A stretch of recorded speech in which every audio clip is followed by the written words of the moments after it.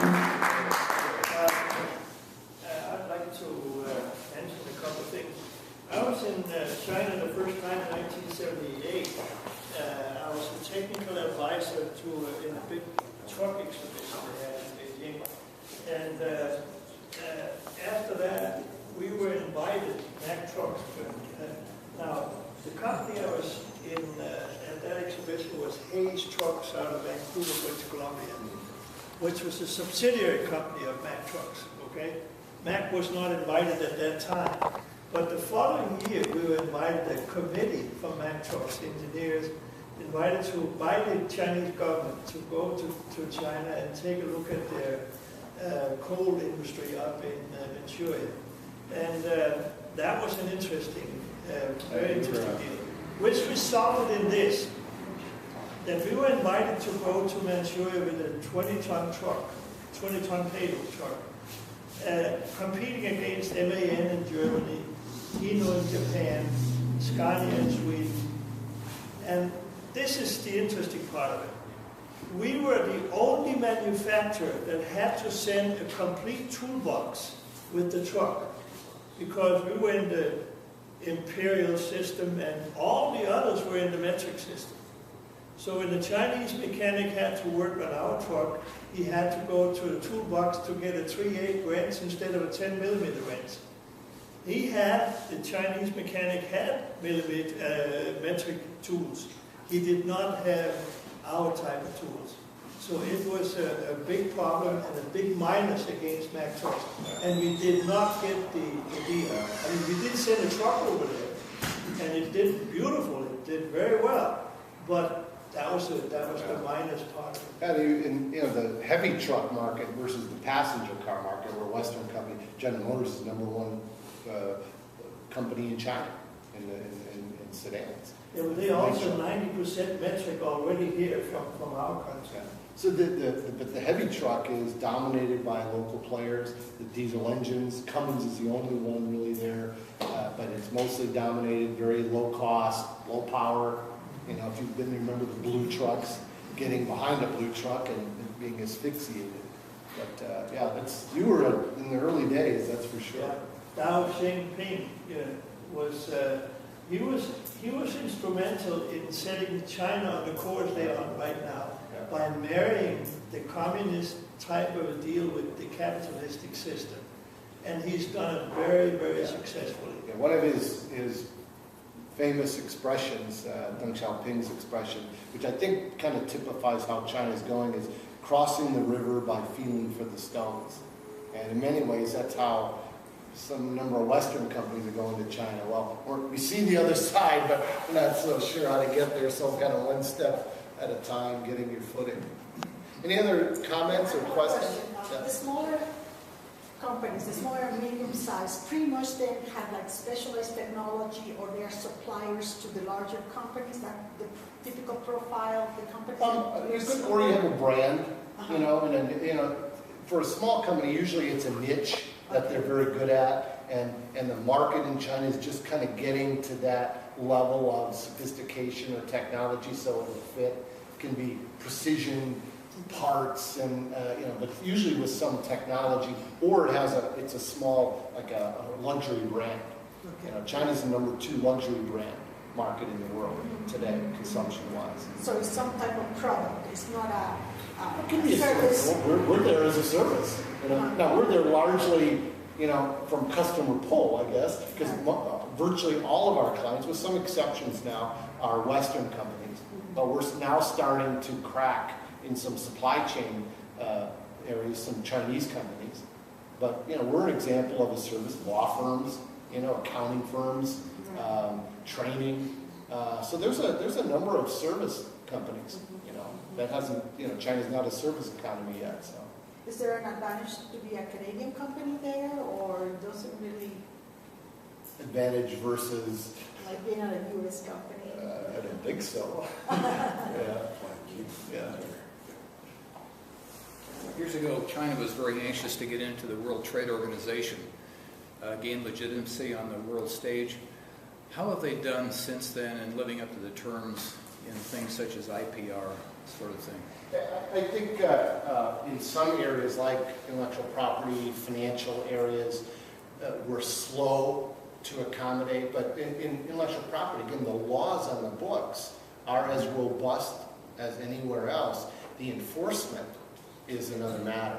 And, you know, we see from our client standpoint, it's getting better, you know, but still, you know, counterfeit products and, you know, fake products, or, you know, someone opens up a factory and then, you know, things going out the back door, and it still happens. And, but I think as Chinese companies who are starting to develop brands and, you know, start to suffer from the same things, we think enforcement will pick up.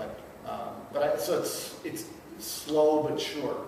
So I'd say you know, financial markets now have opened up. Currency is starting to do, you know, get some more openness, you know, in terms of convertibility, things of that type. Some of it's been slow, others have been pretty quick.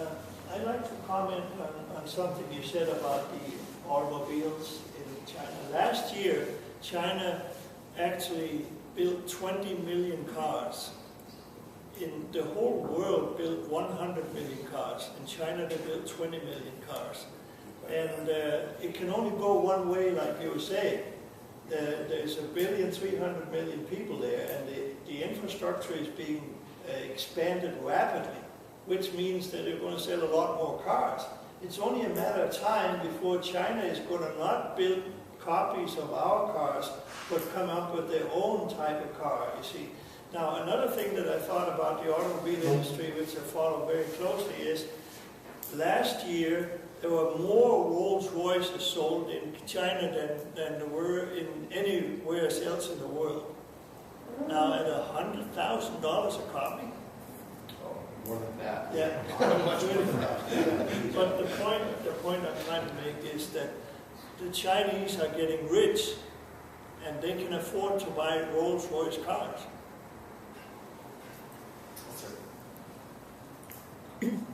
You talked about IPR enforcement. How does somebody or a company that has its IPR infringed, how are they received in the court system? Again, I think some of it can be tough. There's cases, and you may know better than I do from your experience in law there, is where there's some cases that have been won and some not.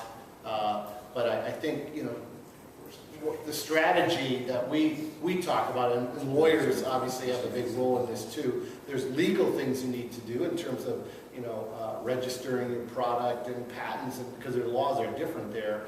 And then there's tactical things to do in terms of just, we call it the shell theory, where you don't put everything in one place and you bring it together under a more secure thing.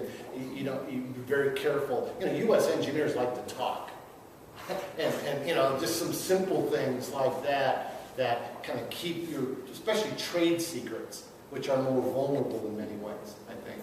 So there's practical things to do and there's legal things to do. But the practical comments make a lot of sense, but I was also trying to get at A, are the courts receptive? B, if somebody wins a case, do they give them damages that are commensurate with what the loss is, and then are those damages actually enforceable? I don't know if I have a good answer to that. Certainly, the courts are open, you know, and I think more and more are using the courts and probably increasingly getting a fair view. The damages, are they commensurate? I don't know if there's been that many cases where you could do that. Yeah, but you know, some, like in the going back to the auto market, you know, spark plugs. You know, the last research we saw 30%, let's say a Bosch spark plug, were counterfeit on the market. So you know, that's a lot of spark plugs. So you know, trying to track that. We've been involved where we've been at a place where a raid was going on. And while the raid was going on in this facility, you know, young girls were in the back room still loading boxes, you know. And to me, somewhat the analogy of those things is like the drug market. It's just so profitable. You can shut down and then open up later. So how does enforcement happen? You have Beijing, But you're in a township in another province, in Hunan province somewhere, and the local government and the local PSB or police are the ones that are going to do something. So that goes back to that relationship. We got to develop relationships, and because to them it's jobs, right? And jobs are everything. I've got two questions. One relates to cost efficiency and the other local talent. You mentioned that there's a shortage of local talent. Does that mean that foreign companies are expected to nurture local talent? And if so, whether that's like a precondition to doing business in China, or is it more software? So are you like sort of required, considering the state intervention into business in China? So what's the level of expectation in that sense? And the cost efficiency question is, like you made out, there's like wage inflation is probably a big challenge for China because everybody wants to have a better life. So how do you think, how they will manage that, and how much this will impact foreign companies going into China? Well, on the first question, I don't think there's any legislative training. It's commercially necessary. And again, you look, there's just not enough MBAs coming, a lot of technical degrees, but not enough MBAs. But even with the MBAs coming on stream, they're all young. We have 26 people in our office in Shanghai. All but 2 are mainland Chinese, and a lot of them are young, and they just haven't had the experience. Going back to that first chart on the kind of development, there aren't that many Chinese managers who have 15 years experience doing Western kind of business process or whatever. So it's just a supply demand. And Chinese companies, I think, are the more significant ones or the larger ones having the same issue. There's just not enough experience. So it's not the raw talent's very strong, but it's a question of experience. So by default, I think Western companies, and we included, we need to hire very smart raw talent, but then we need to train and nurture, and the challenge is to retain them. Because someone else is over there saying, I need that, I'm going to offer 20% more, and then the next one, and so companies, in our experience, are starting to say, we can't play that game anymore. So you use other things in terms of opportunity, training, culture, opportunities to go abroad, to try to keep people. Because the poaching is still significant because of, again, like any supply-demand situation. So I think it's a necessity issue. And I think to be competitive, you need to localize as quickly as you can. Although senior Chinese talent is not cheap either. You just don't may have all the expat housing and schooling kinds of, or schooling anyway, kinds of issues. Sorry, the second point. On the wage inflation, how are they? Well, wage inflation is certainly affecting the export market. Okay, because costs are going up. I'm not so sure it's a bad thing for the domestic market because it's giving companies or people more money in their pocket, and so it's a different economy there. And for Western companies doing business in China, wage inflation isn't necessarily a bad thing because now people can afford to buy that car, or the apartment, or fit the apartment out, or buy that Weber grill, to go on their small balcony. So it depends how you look at it. Certainly from an export standpoint, and there's a lot of press on this, is China losing competitiveness, and are they losing jobs? And we saw when the VAT I was talking about earlier was taken off, a lot of companies were looking at Vietnam and other markets, and they found first cost was lower, but all the supply chain was in China. And then, then they had to deal with all the issues they dealt with China 20 years ago. In terms of different types of corruption and taxes and issues that weren't so easy. So a lot of companies pulled back into China. So today I'd say the basket may still be in China, but companies have put some eggs outside, including Chinese companies. Just a low value add, polluting industry. A lot of those industries, very little money stays in China. So the government's kind of saying either go West China or adios, or zaijian, I should say. Yeah, I just want to stop for a second and say that the time right now is right around 9 o'clock. For those people who want to stay on, we welcome to stay on and ask some questions. For those people who haven't paid, it's $12 for our non-members, $15 for non-members, $12 for students, and I'll be accepting the money here. Please continue. Sorry to interrupt. Okay. Good questions, Renee. Thank you. Being a pragmatist and considering that these two economies, China and the United States, and listening to the trends that you're talking about, I'm hearing that they're becoming more consumerist. They want to buy things. They're making more money. They're interested more now in services. And as I look at or listen to you talk, I'm looking at the fact that they need to train people. And we have expertise here sitting idle because of our economy. And what is the potential and what is the progress in collaborative efforts? Right now we're spending an awful lot of money transporting goods, but if they want us to build factories there so that we can service their people, and they're certainly doing cars here, isn't there a high potential for blending our resources? Certainly the United States is known for innovation and technological development. They're known for production. They can do production. They've got state subsidized factories, et cetera, which is beating the hell out of what we're doing here. But we still have talent. We still have infrastructure. There's got to be a way for this to be beneficial to both of these major economies. What can you speak to that? Well, I think those are good points. I think it's happening today. And that if you go and look at the U.S. company performance in China, a lot of it comes from that complementary fit. We have marketing, we have technology, we have money, they have good production. Now that's starting to change. Now they have money, so they don't necessarily need our money. They're having more technology, but they still need the technology. We're still light years ahead on marketing. Nobody markets like American companies. But now China's also having demand. It's not the demand here anymore. So there's a little bit more balance, but I think it's happening, and part of that, what's happening is investment, and there's a lot of investigation and anticipation about China has a lot of money, and is that money going to be invested here? And there's been some resistance to some of that investment, some high-profile cases. But what we've seen so far, and most lawyers and others are really, and investment firms are looking for that action. We haven't seen a lot yet.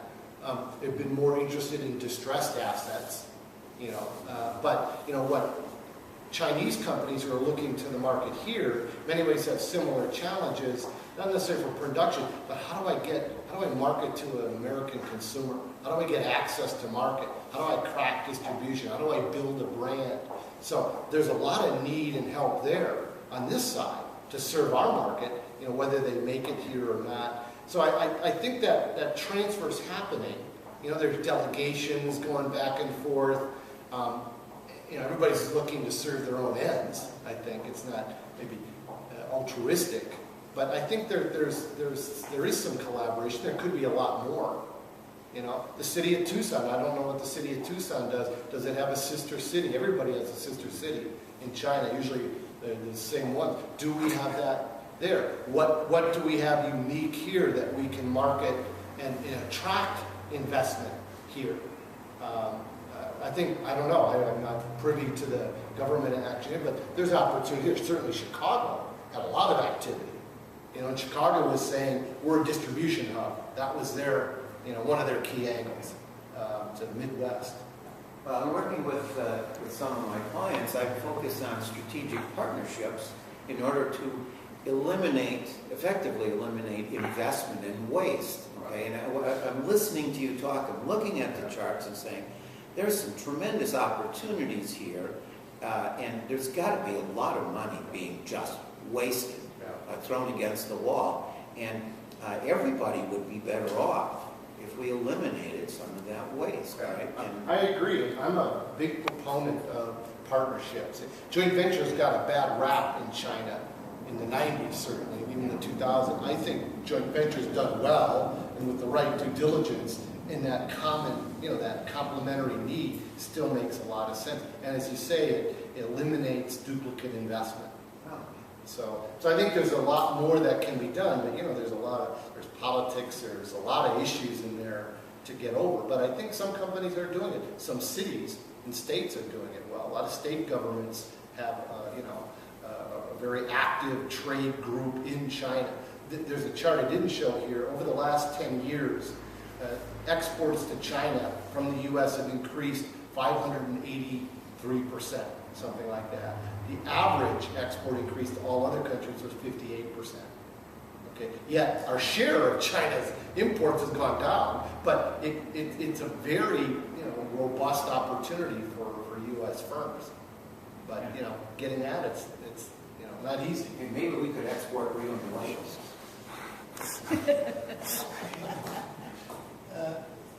So, we go right here. I want to lighten this up a little bit anyways. Kurt and Min and I recently heard a presentation by an emeritus professor here on high-speed rail. And he talked about what were the countries in the world that were doing the best and which ones were doing the worst. The United States and Canada were by far the worst. But one of the best ones was China. And what he's, not because they have the technology, but because they've learned from others what technology is. But he's made a very interesting comment that I'd like you to respond to. He said that the Chinese plan to build a high-speed railway between Beijing and London, in effect replacing the old Soviet railway. How true is that? And if it is true, what does it say about China? Well, I haven't heard that. There's a lot of development on rail from a freight standpoint from China to Europe. Yeah, I haven't. Because it's high speed. Yeah, the high-speed rail in China. If you've been to Pudong Airport, they have the maglev from Pudong to nowhere from the airport to nowhere in Pudong. So then you have to take a taxi or something else, and it's like taking the Concorde from Chicago to Toledo. It was a monument, but that was a precursor to a lot of the development of Shanghai and Beijing. It had some problems recently, as you probably heard, a big accident. But some of it is, like, we have people in our office who commute from Shanghai to Hangzhou, and their train ride before was like an hour and 15 minutes. Now that's 50 minutes by high-speed rail, but it takes them an extra half hour to get to the new train station. They have to pay 50% more, and it gets them to a location farther away. So their total trip is longer and more expensive. And that's some of the, the funniness that happens in this development. But it's very impressive. And I hadn't heard that. That seems a little out there to me. But I think the freight side is something, you got to go over some pretty rough. The train to Tibet is interesting. I guess it's all downhill from there. Yeah. I would like to mention something here that's kind of interesting, because the four largest ports in the world is Shanghai, Shenzhen, Hong Kong, and Singapore. Each one of those ports do 30 million containers each per year. We have two ports here in the United States, Los Angeles and Long Beach. And we have never gone beyond 13 million containers a year for throughput. It gives you a very good idea of where we are in respect to what's coming in the near future. And one of the advantages China has had is the money to invest, and often, you're leapfrogging to technically because it's new investment, or our ports or our steel mills or whatever are old, so there's some advantage, but they have the money to invest in that infrastructure. So it's over time, that's a pretty significant competitive advantage. That's Robert. So you've been in China for about 25 years now. Would you chart for us, in your mind, briefly, the relationship between the USA and China, where it's come from, where it is, and where you see it going, from a political, from a top perspective? That's a big topic. I mean, I think there's obviously tension, but I think as interests merge, that creates stability. And I think engagement we've always stayed engaged, and I'm a big proponent of engagement. I've learned this from my teenage daughters, I think, is no matter how crazy they are, keep the relationship. And I think through that, then, understanding the next generation, we see it in our office, just with people, the mutual understanding. So I think it's tense. I did a series of speeches with the U.S. Chamber. They had kind of a China thing, and the Chinese ambassador came to a number of these. And we had a time after one of them, and I asked him, you've seen, obviously, what's your view of Americans' view of China?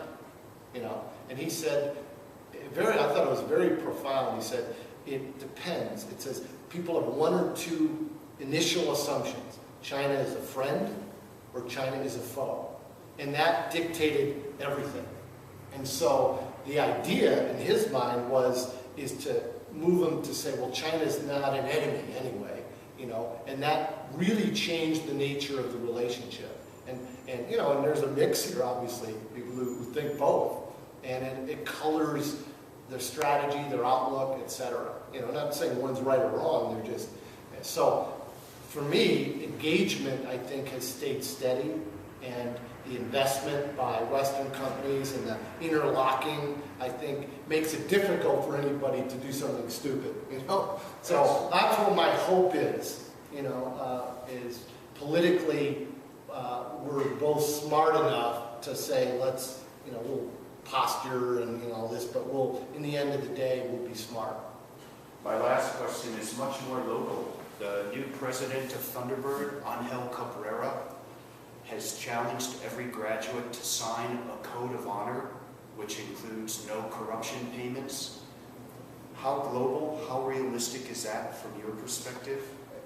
U.S. companies in China are very, very concerned, and I think in virtually almost all the cases I see abide by, corrupt trade and corruption laws, which are very strong. And so I'd say that for the most part, and how you define that, what's a red packet versus... Let me define it for you. So St. Jude Medical is a classic example. They hire the Chinese people to do it. My son's girlfriend is one of their salesmen. And every moon harvest, she's supposed to send them or give them a red envelope that's full of money. This year, she refused to give it to them because she just didn't have the stomach to do it, and they've stopped working with her now. Yeah. And I'd say that's the cost. And I'd say many Western companies, U.S. companies, I should say, difference, will be, at least overtly, won't do it, won't play. And then they lose some market. Now, some will say, we're going to do our value chain into the market where we're insulated from that transaction, which is maybe turning the other way. But I think that's a handicap for U.S. companies in China. But I would say, in my experience, most of them are playing by the rules because they're very stringent and there's a lot of focus on it. So, and it's put us at a disadvantage against some European companies even, certainly other Asian markets. But and then there's some gray area too in that too that makes it always, and I'm from Chicago. So what am I going to cast stones? It's gray up in Chicago. Yeah, it is. And, corruption, it maybe looks a little more sophisticated, but corruption's pretty endemic here too. So I don't think we're in a position to cast stones at China, where it can be a way of business, not corruption. It's just a relationship. But I hear you. So it's a difficult area, but I think it's a high concern, and I think most companies have very rigid policies because they're afraid of getting caught. I think you nailed it when you said high context and low context. In Asia, it's high context, and they do it as part of personal relationship management. And America, it's low context. It's either black or white, and there's no gray areas. Right, exactly. And, it's difficult, the cultural difference. And, I've been in enough discussions with our staff where to me, it's black and white's obvious. And then, and the more I hear, I say, well, maybe it isn't so obvious. And it's just a whole different paradigm of view, so. I appreciate your answer. Let's wrap it up. Okay, we got one more or whatever, we wrap up. Yeah, I had the question is, if we take out capital, what is the biggest challenge from U.S. companies' perspective to go into China? What is the biggest challenge for them? Let's take out capital, money. What is the biggest, in terms of skills, what is the biggest challenge, this low level of skill from U.S. companies' perspective if they go into China? What do they have to do better, the single most important thing? It really depends on the company. If I'm a big company, I'm there, as I showed HR, having talent at skilled positions, more mid to higher management levels, is the biggest challenge. Dealing with uncertain regulations and, which is a lot of government relationship, et cetera. From a smaller company or mid-sized company going to China, I think it's how do I Chinify my model? How do I take what I do there, adapt it, and make money? And that's the challenge, because I can't just do there what I do here. It just usually doesn't work. So I have to do something a little bit different. What is that mix? And can I make any money at it? It's a very competitive market. Because someone's going to be lower price than you. If you're competing against the Chinese on price, you're in trouble, 99% of the time. So I got to offer them something else. Will they pay for it? All right, Bob's going to ask our last question. One follow-up, what you were talking about. I'm curious, because I don't really know. The red envelope, I'm familiar with that process, but what percent of the annual trade is that? Is it kind of nominal, or? I think in the GDP context, it's pretty nominal. Okay. But red packet's a small part of, you have the Chinese New Year red packet, and I would give a red packet to one of my employees for their kid. That's a different kind of red packet, okay? Or Chinese families within, but, paying somebody a kickback, okay, that's a different, so the black economies overall, including non-invoice sales that don't pay the VAT, that can be pretty significant. That can be 30% of a market, or it can be 5% of a market. So that's part of that gray economy as well.